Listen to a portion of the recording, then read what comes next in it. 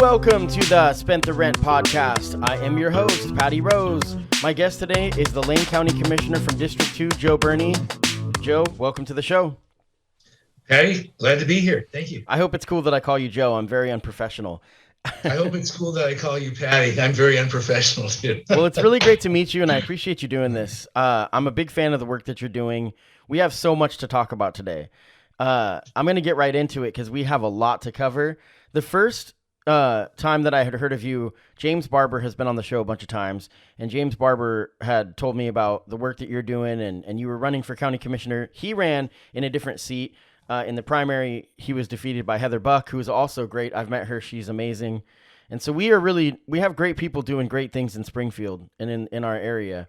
So really what caught my eye and why I wanted to talk to you on the podcast was you had made a Facebook post on December 8th that you had a link to a local video game store. And It was kind of interesting. I had no idea. Big City Gamin, which is on 13th and Willamette. 20 years ago, you and Justin Field were the co-founders, and you had made this post talking about how that relationship came to be and how you invested in it, and then Justin had a 20-year plan to pay you off. So we're going to talk a little bit today about... Sort of, kind of. Yeah, we'll talk more details. The post is it was very simple. So first of all, tell me about how you and Justin know each other and how the conversation started about potentially starting a video game store. A very difficult time in my life. My youngest son's mother, well, all my kids' mother, but his mother was fighting. First off, while we weren't still together, we were very close and we were co-raising our youngest. She was fighting a form of cancer called non-Hodgkin's lymphoma.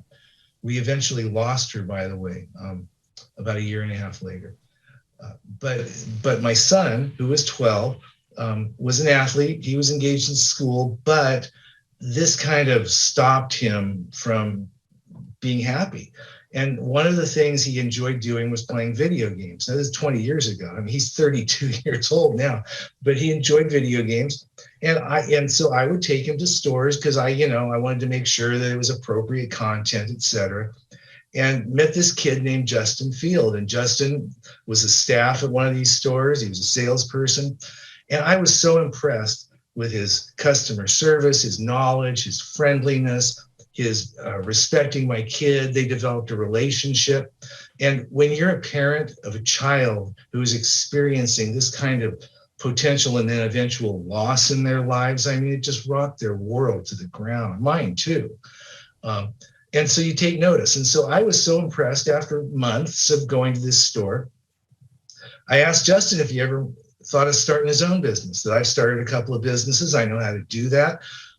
For me, it's believing in the people more than the business per se. I'm not a gamer, but one thing led to another. And I helped him finance it. I was his mentor for how you run a business, from inventory to purchasing to staffing to display, everything of cash flow. And that was the relationship. And my son, because it was all about my son for me too. I mean, I was helping this cool young guy. I don't know what he was, 20 years old at the time. Wow, yeah. Start something. We hired 4 or 5 of his friends who were just... Each one has their own wonderful story in terms of where they are now, by the way. But this is back then. All of them were semi-alternative young guys, but they were smart and they were good human beings. So David, my son, learned how you start a business, and he was involved in the startup and he was engaged in all the activity. So that's how I met Justin. That's why this non-gamer, me, assisted a group of young people that were quite alternative to start a business, and it was hugely successful. I mean, Big City Gamin is still there. It outlasted Hollywood Video's video game thing. It outlasted Blockbuster in this town, in this area, and we did well. We made money, and these young guys moved on, and the store's still there, and my kid is good. Yeah, it's a staple. I mean, I've I've been a patron. It's been a long time. That's pretty funny. And they're gonna, yeah, oh yeah. I used to go there all the time. Because you could buy and sell games, and you could, times when I was starting out cutting hair that my finances would be up and down, Right. and so sometimes I'd have to buy and sell the system. Sell my console. And then I'd buy it back. And we were the first group that did $1 a day game rentals, and we bought, like for you, we bought a lot of stuff.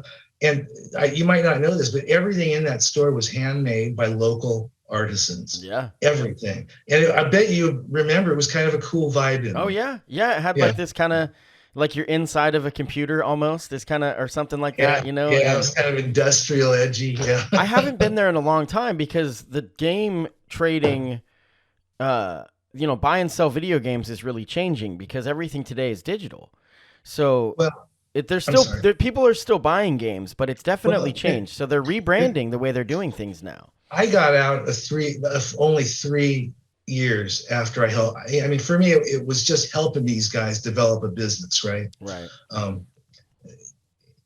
But we did establish a buy sell, but that was even 15 years ago. And now we're just friends, and I've just been hanging out and helping them as I can. Well, obviously I've done fundamentally different things with my life. Sure. And I'm sure that it'll push through because, they have to kind of adapt. But the beauty of what they do at Big City Gamin is that buying and selling games, there's a retro thing to the games. There's games that are older than the newer systems, like regular Nintendo, NES, Super Nintendo, Game Boy, the old games. And so they do that. They also do where you can, for a short time, you can play on a screen and you can play consoles and whatnot. And so there's a lot that they're doing. I can go on and on. We have so much to talk about, but that's definitely what got you on the show. I wanted to talk about that connection to Big City Gamin. It's really cool.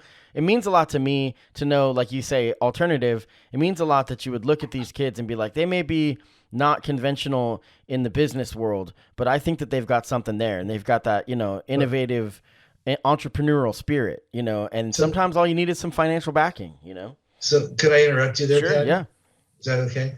So that's consistent. You got to remember, I taught high school for several years. Before that, I worked with the kids that were in trouble with the law, that were in alternative schools. I fundamentally believe they were equally, if not more intelligent than a lot of the quote unquote good students, because they were smart enough to realize that this wasn't real relevant to what their passions and interests in life were. Before my wife then contracted cancer, I had set up a huge nonprofit in all of Lane County called Networking for Youth. And it was a mentoring program. And it was all about giving young people relationships with adults that could connect them to opportunities that the kid was actually interested in. So, because and to this day, over 85% of all the first jobs or work experiences that young people get is through knowing some adult that cared enough to give them a shot, whether it was a parent or a teacher or a coach or a minister, or whomever. But so the whole premise of that mentoring program was to connect young people that didn't have those organic relationships in their life. And in fact, the young guy that I mentored was from Springfield High School, by the way. I think he was a little before you. His name was Ray Colasar. And Ray and I are still close. He's the night supervisor at Far West Steel. So I have massive relationships. And so to do this with the Big City Gamin crew was consistent with many of the things I've done throughout my life. Yeah, it's pretty great. So we have so much to talk about. You recently gave your State of the County speech, and I watched it. It's very short. I'm gonna have a link to it in the show notes, so anybody that's listening to this after you listen to this episode, you can go and you can watch the full 30-minute, I think it's about 35-minute address, and you covered so much. There's been so much that's happened in your time since you've been in office, and the State of the County probably is covering the last year normally. Is that correct? Usually, roughly? Oh yeah, because with unlike cities have mayors, right? Right. And those mayors have terms that is usually 4 years. County commissioners every year they select a new chair. I did not, actually, I never wanted to be an elected official, but we know that story. I didn't particularly want to be chair, but I was the person that was unanimously selected by my peers because of the times we were in, because this has been just a hell of a couple of years we've gone through. So yeah, it's a 1-year gig. Yeah. So, and the speech is really good, and there's a lot that you cover, and we're going to talk about a little bit of it today. But like I said, the link will be in the show notes for anybody interested, and then you can click to like the 4-minute mark is where the actual video starts. There's always kind of a lead in, and unfortunately, it had to be virtual. And we waited until the last possible second. We were going to have hundreds of people there. It was going to be a whole different deal, but yeah, and that's the nature of the beast. I'm a big fan of virtual stuff because I like doing it in the comfort of my own home, and so I actually like the way that the technology is going, so that there's an option that reaches even more people. So I'm actually a fan of the virtual events. I do wish that it's cool to watch a virtual event where there is people present. So it would have been nice to hear, the audience response, because there's a lot of topics that you covered and a lot of, passion work that you're doing that really would invoke emotion, so there's just so much. One of them that you talked about right off the bat, and this is my first takeaway from the address, was the frustrations that are fueling incivility and anger from the vocal minority in our community. Explain to me what you mean by vocal minority, who the vocal minority is. The context for that remark was one day after I was selected to be chair of the Lane County Board of Commissioners, was January 6th. And that's when the riots and everything occurred in DC. And that's when, for the first time in our nation's history, we did not have a peaceful transfer of power.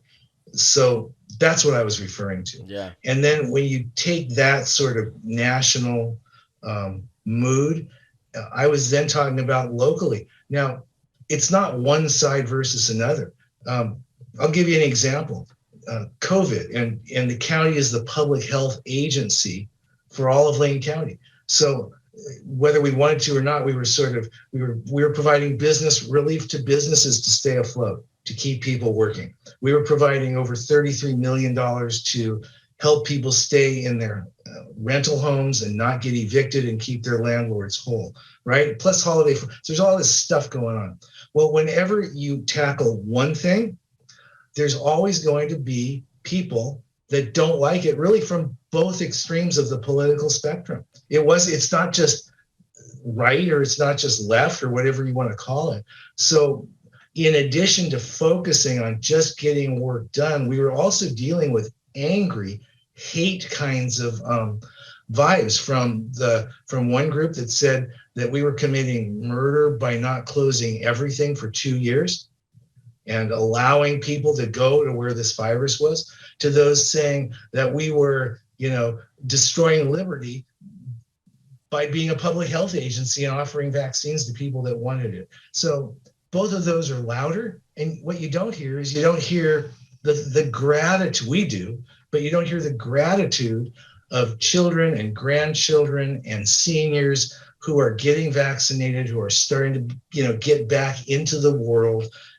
We're not at normal yet, but I think we're going to get there. And that's what I was referring to. Just the noise, the distraction from just solving problems to help people. Right. And it's such a nuanced thing, because what I think is really important that you acknowledged was the frustration. Right. The frustration. It, exactly. Right? So you're not discrediting people's reasons for being frustrated. You're just saying that the backlash sometimes can be ugly, and it doesn't mean that those people aren't going to be represented. You know what I'm saying? It's like, I'm listening what you're saying to like as a leader, you're elected to represent everyone, and I know from what I've seen of you that that's your goal. You know what I mean? That you're like, I'm going to listen to what you're saying. But you get more bees with honey. If you come at it with just aggression, it's going to be a lot harder to start moving forward. You're right, Daddy, and there's so many levels to this, right? I mean, there's the level of none of us can control how the world is hitting us, but we do have the ability to control to a degree how we respond to that. Yeah. And whether we make that turn into angry, venomous energy, or whether we just try to learn and cope and love and care for others. So yeah, I mean, I'm just elaborating on what you said. No, absolutely. I mean, and I know that even much different experiences, but me even doing the podcast, I get backlash for different things that I've done, and it's really difficult sometimes to know how to navigate it because I'm so new at it, and there's just so much vitriol right now. And go ahead. No, you go ahead. I'm interrupting. No, there's so much vitriol that it's really difficult. And I have a lot of times I get it from people that I tend to agree with on most things, but it's really because of like I had said, the frustration is just mounting. And I think we're starting to turn a corner, and people are starting to realize they need to take the gloves off a little bit. At least, a lot of people. I mean, there's always going to be people that want to be the rowdy bunch, but there's a lot of people that are like, okay, I need to start listening to people that I maybe disagree with, and I need to start kind of understanding where they're coming from a little bit more. If I may. Yeah. We need to, this is going to sound really hokey, I apologize, but we need to love each other. We need to treat others the way we want to be treated. Yeah. And I don't know anyone that does not want to be listened to, does not want to be acknowledged, does not want to feel like they're every bit as important as anybody else, or that their views or ideas don't have within them some kernel of truth or merit. And I think that sadly, and that's a democratic skill, by the way, to disagree without being disagreeable, to listen before you talk, to truly factor in other people's opinions, and then then to move forward. Right. And to say enough is enough. We have to have a bias to action. Too many people are hurting. Let's get on with it. Right. It's small d democratic. That's a democracy thing. Oh, right? Absolutely. You know what I mean? Like that's across the board. Yeah. No, for sure. Yeah. So now let's talk about a couple different things. I want to talk about Senate Bill 420. I know very little about how this works. So I know that this is something you're very passionate about. Yeah. I've learned so much by doing this podcast, but I'm still not overly confident about talking about the inner workings about legislation and how it's truly passed. But we don't need to get into all that, the wonkiness of it. But I do want to talk about what it is, how your work with Senate Bill 420, and why unions love Joe Berney. Nah.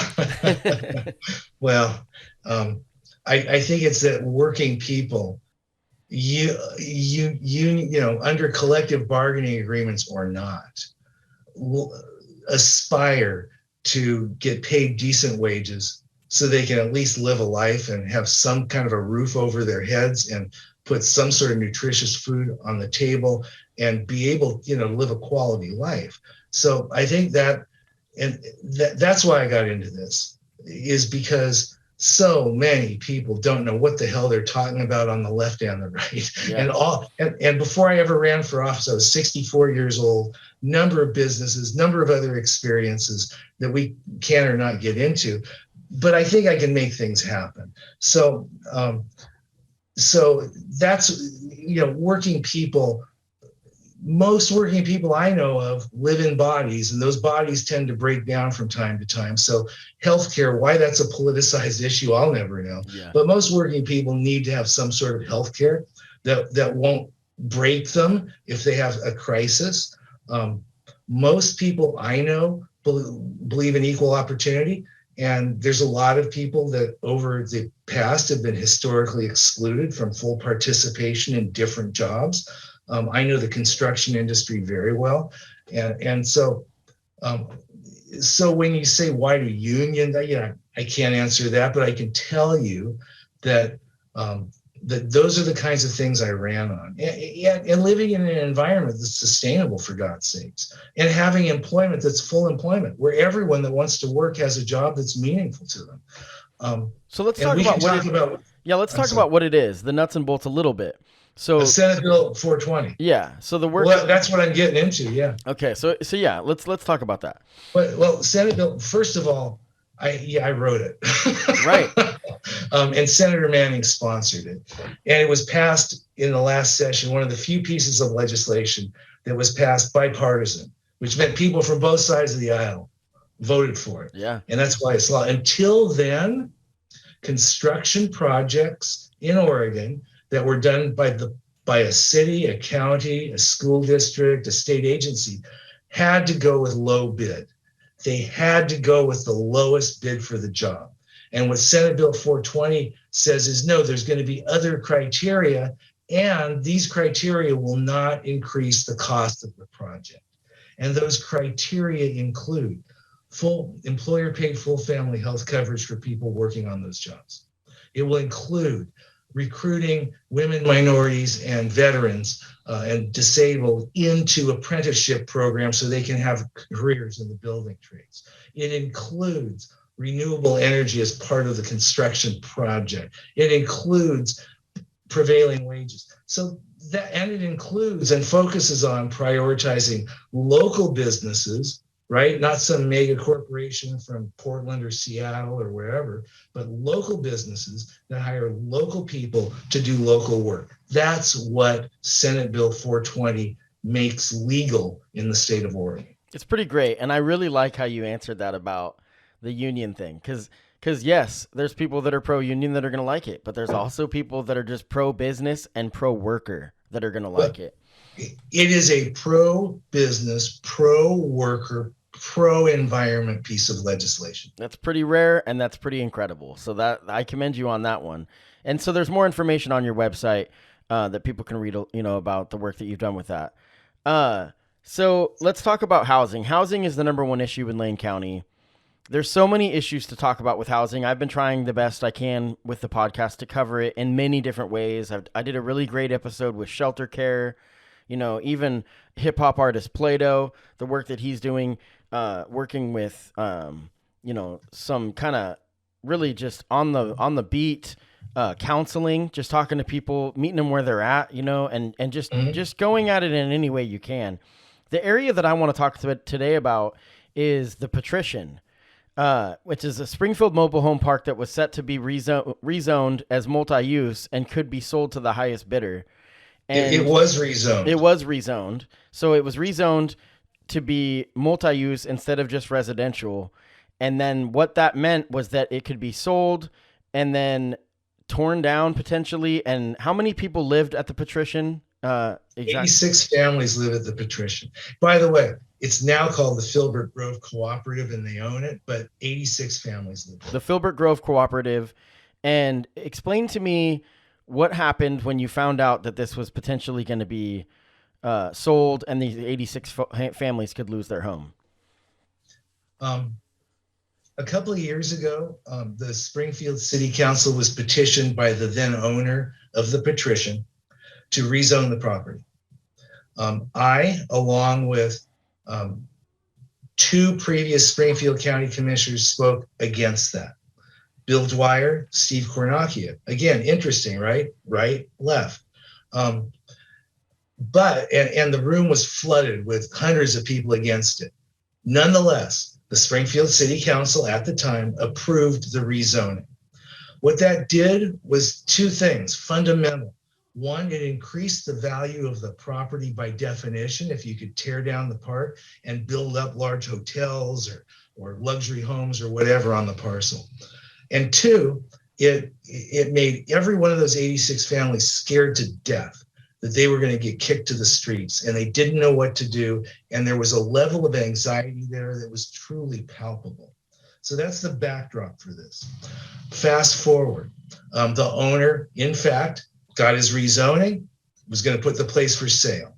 Oregon law requires that residents of a manufactured home park have first right of refusal, but it doesn't give them the money to do anything. So it's kind of an empty right. I was not even engaged at this point. The tenants, they own their own homes, but they're tenants of the land underneath the home, right? The park that's owned by someone else. So they made an offer, but they didn't have enough time to put the capital together to execute that offer. I get this call 48 hours before they're going to lose the title, before the escrow is going to end their SOL. I get this call from a group called Oregon CASA, and it was basically, we have 48 hours, we need $50,000 of complete risk money, that if we can't find the rest of the money, you're going to lose the money. Can you help us? And I'm like, thanks for telling me now, right? So I dropped everything I was doing. Long story short, found the money with a group I'm on the board of, Homes for Good, convinced the executive director and the board that this was well worth the risk dollars given the mission of that agency. Long story short, dollars went into escrow, gave the residents enough time. They were able to, on a piecemeal the money. They purchased the park. They own the park. They formed a cooperative, and they renamed it. So that, and through that, I know I'm talking too much. No, you're good. You're good. Through that experience, if I may, I learned how we can make this option available for every resident in every manufactured home park in Oregon. And there are 108 of those manufactured home parks just in Lane County. So just imagine what the numbers are. And this is a group of people that are relatively low income, somewhat vulnerable, but have pride in owning their own home. And they call them their forever homes. Yeah. And have, right? It's neighborhoods. And it's a group that's excluded. And if we don't include that in our portfolio of providing shelter for all, then we're missing the boat, and there's going to be even more homeless. So I hope that gives you a frame of reference. Yeah, no, it's great. It's great. And I mean, people talk about the issue of homelessness, and it's like, if we keep people in their homes, that's the first step. It avoids the problem altogether. And obviously it's never going to be completely, there's not a one size fits all approach to everything, but there's so many different areas that you have to do. And the vulnerable populations that are low income, like you said, we have to make sure that we're keeping these people in their homes. I mean, that would 86 families would be a dent. You know, that would be a very significant dent to our community. Imagine those people on the street now. Yeah. Where are we going to put it? I mean, where do they go? Right. So that was a huge thing that you did. And I mean, this is exactly why I truly do believe in local government. There's a lot of people that talk about government with ill will, and they're like, and I'm like, well, you have to understand, there's some really great people, and I say this all the time, there's great people in Springfield doing really great things, and I just, really, really banding together to do some sensible stuff that's really improving people's lives. And so I'm a believer. Thank you very much. And it's in tangible ways. And so what we find is sometimes the problem is bigger than Springfield. Problems are bigger than Lane County, right? Whether it's homelessness or working, as we've been talking about. So to have the ability, check this out, to have the ability to create state legislation to change the game, right? To change the whole freaking game. Now that then impacts Springfield more than if we just did a one-off in Springfield. And yet, there are those that are saying, oh, well, he's not helping Springfield. Well, bull crap, he's not. Just because we're helping other communities too. Yeah. Sure. That's really cool. I mean, these two things we're talking about, Senate Bill 420, and then, this situation with housing, how you had said that it's opened your eyes that this can be implemented for other people. It's not just like a one-off, like you just said. I don't know why this stuff hasn't been done before, Patty. I don't. Yeah. But take the manufactured home thing. Okay, through that experience, I learned, one, that there's no permanent zoning available for manufactured home parks, which means it's temporary, which means you have investors, corporate investors from out of our area that are buying and selling these things like commodities when people's lives are at stake, right? Their homes. So one, you create a permanent zoning classification to take the speculation out. Duh. Two, I will, assuming I get reelected or not, I'll still make this happen through state legislation. Two, you create a revolving loan fund so that instead of one-offing something, every resident group knows they have dollars that they can use to purchase their parks, and they have, let's say, 3 years to create permanent financing, return those dollars to the state. They can then make that available to other groups. And three, they just need training in how to run their own park and form a cooperative. there are solutions to these things. Yeah, it's pretty great. It's pretty great when it actually works, when you set out to do something like that and it actually works. So let's talk about the fire recovery. We talked about that a little bit. I didn't really prepare too many questions. I just wanted to talk about what's happening and some of the work that was done and just the whole thing. I mean, you had talked about it a little bit in your address, but the fire, because I mean, it's something that we've gone through so much in our community. Oh, it's unbelievable. That it's something that's almost an afterthought at this point to people, maybe definitely not the people upriver. I mean, I've got a lot of connections to the McKenzie Blue River community, and my stepsons, their dad lives up there. So we had gone to all their sporting events, and I had became acquainted with all of them, and it was absolutely traumatic for us, knowing the people that lost homes. And what was beautiful was to see the people come together, and like the donations that were given and all the support that the community came together. And regardless of political views or regardless of belief systems, people were like, I just want to come together. So talk about, some of the stuff about the fire recovery and what's being done still, Oh, there's so much. It's so huge. So the county was able to get over $22 million from different programs so far and get it to like McKenzie Fire and Rescue, get it to rebuilding, a lot of the buildings and structures there. The County Board of Commissioners waived all fees normally required to get permits to rebuild. So in a sense that's over $1 million. It has not thus far gone into the county coffers, because it's just like, how do we help people help themselves? We had FEMA denied our request for what they call a housing mission for displaced families. We had to go through this BS political process, but we got them to reverse it. So now there's, the old U.S. Basketball Academy now houses a bunch of housing for people. It just goes on and on and on. But here's the other part of that. There's still over 100 folks. I mean, the county purchased a hotel. We are paying for people to live in places, but there's still over 100 people that are homeless from that. Yeah. And they're still living in wherever we can find rooms for them, and we have that. But this is and the infrastructure still needs to be rebuilt. I mean, this is a big deal. Homes for Good has purchased property. They're going to be developing a manufactured home park there, right? For a lot of the folks, there aren't enough seedlings to replant the area fast enough. Wow. That means that if there's a ton of rain, there's going to be a lot of erosion. It's a mess. And yet you're right. The human spirit of, damn it, we're just going to dig in and work through this and get it done is so alive there.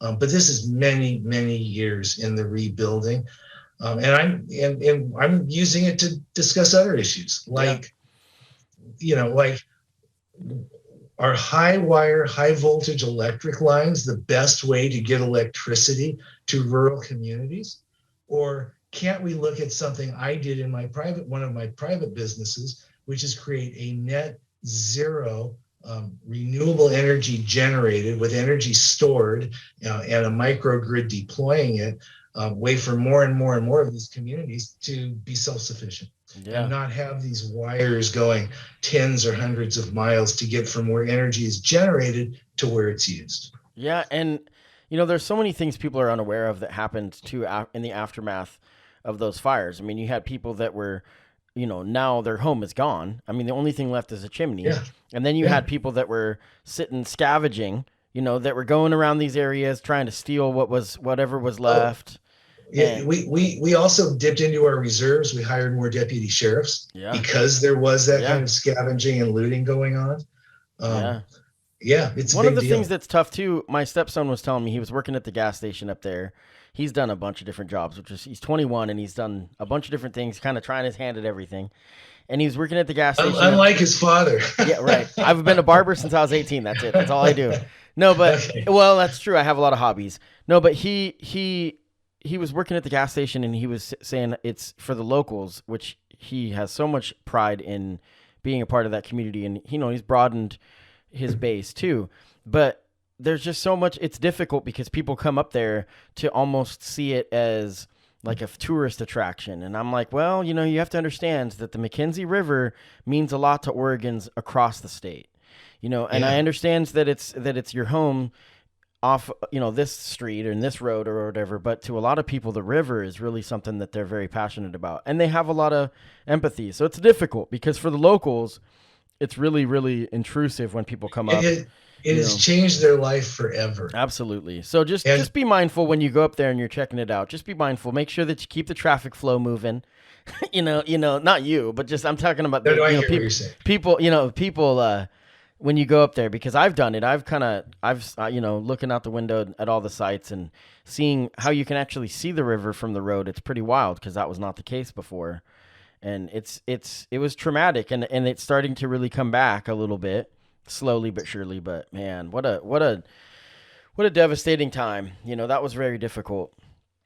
Well, Joe Berney, it's really cool to talk to you. I'm definitely going to want to have you back on. You are seeking re-election. And so that's happening this year. Is that correct? That's happening over the next 4 months. So May. So we'll get you back on. It's really, really an honor to have you on the podcast, and shout out to Holly Weaver. She's her name is Holly Owens now. Holly and I worked together years and years ago, and I think did you say she was your stepdaughter? Yes. Yeah. And so it's really, really means a lot, and I know that she's going to listen to this, so shout out to Holly. And it's a small world. I've lived in Springfield off and on for a long time, since 94. And so I've definitely seen a lot of changes, and I'm really, really, really impressed with what's happening with our local government in Springfield. And I like how there's advocacy and not activism in local government. A lot of stuff where there's actually people getting stuff done. Instead of just, trying to get attention for themselves, they're doing things to help improve people's lives. And that's pretty Can I say something about that? Yes, please do. I really want Springfield city government. They don't get paid. No. And they're completely volunteer, and they represent all different sides of the political spectrum.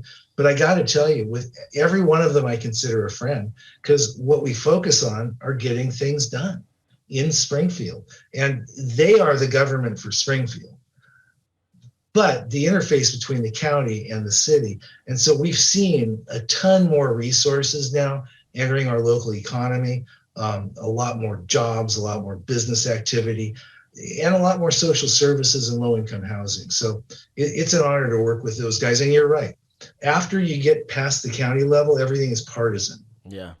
Until you get to the county level, everything is nonpartisan, and that makes a huge difference. No, absolutely. When you have, and for people that don't understand what you mean, it's like at city government, it's nonpartisan seats. The mayor is not supposed to be Democrat, Republican. It's supposed to be, a nonpartisan seat. City council is nonpartisan. And then you get, like you said, when you get into, state senate and all that kind of stuff, there's a lot more partisan. Well, then there are R's and D's. Right. And there's still work being done. That's great. But it's going to be polarizing a lot more. On a local level, it has to be done to where it does not matter. It's going to be the best for the most possible people. So, thank you so much, Joe Berney. It's really great to meet you. I wanted to have, in my closing thoughts, I wanted to talk about something pretty tragic quickly.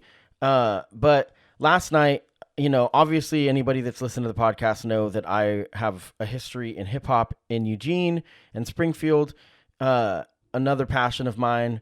And last night at the Wow Hall, there was a rap show, hip hop rap show, where there was a shooting. 6 people taken to the hospital. I don't know if there is a suspect, that's been captured. I think that, to the best of my knowledge, they're not even, I'm sure they're looking, but the chief said that they, a lot of times what happens is somebody, if they're not from the area, they may move on. So they're going to do the best they can, but it's going to be difficult. All the description they're giving is that it's a person wearing a hoodie. So that's literally everyone that was at the show. And so really difficult for the hip hop community. It is not reflective of anything that I know in the local hip hop scene. It was not a local show. It was people touring, I guess, from the Bay Area. I'm not trying to blame the performers without any information, any reason to blame them. But man, I mean, what a tragic event. A good friend of mine I'm going to respect his privacy by not using his name on the show, but he'll talk about it if he chooses to, but he was right there, standing right by and witnessed it all happen. And he did give a statement to the police, and hopefully that helps. But my heart goes out to all those affected. 6 people taken to the hospital, and I know at least one of them is in critical condition. So we'll see how that plays out. And again, it's just not reflective of the Lane County hip hop scene. So anybody, when you're looking at the posts, the people that want to make this about rap music, you need to scoff at that. You need to push back at that, because it's not like that. That's not what the local community is about, So pretty tragic, and my heart goes out to everybody involved. So yesterday was a really full day for hip hop. We had that. And then also Endr Won, he was my number 1 first guest on the podcast, episode number 1. This is episode number 152. And he just put out a new single called Fill It, featuring Merkules. He was super excited about it. I always like to play his songs when he releases a new single, so I'm going to end it with that. Joe Berney, thank you so much. It's an honor to meet you. I will definitely get you back on the show closer to the election. Tell me some dates real quick. Not dates specifically. We'll narrow that down as it gets closer. But May is the primary, and then November is the general. Is that how we're doing it for this? Because I'm so confused with sometimes in the off-year elections, it's a little bit different. I think first of all, my pleasure and my honor too. Really, you're doing a wonderful service for our community. Oh yeah. May 17th is what they call the primary, right? Right. The primary election 4 years ago, I defeated the incumbent, so it was all over. Right. And that's our I think that's what gets confusing for people, is because in Oregon, if you have over 51% in the primary, there's no reason for the general. Yeah, for nonpartisan offices. Okay. Right. But for partisan ones, like DeFazio's seat, there's going to be a Republican primary to see who their candidate will be. Right. And there will be a Democratic primary, and then they will face off in the general. But for nonpartisan, you get 50% plus 1 in the primary, and it's over. And then it's done, which is good, because that allows time to govern, especially for incumbents. Well, no kidding. I can't even believe I'm incumbent. I started this stuff at an old age. Right.